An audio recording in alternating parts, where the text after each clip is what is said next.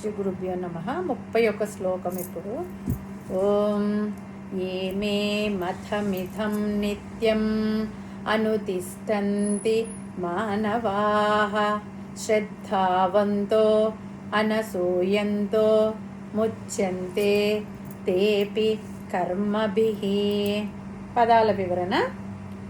ఏమే మతం ఇదం అంటే ఎవ్వరు నా ఈ ఉపదేశాన్ని నిత్యం ఎల్లప్పుడూ అనుతిష్టంతి ఆచరిస్తారో మానవాహ మనుషులు శ్రద్ధావంతో అంటే భక్తితో వింటూ ఆచరించేవారు అనసూయంతః ఈర్ష్య లేకుండా విమర్శ లేకుండా ముచ్యంతే వారు ముక్తిని పొందుతారు.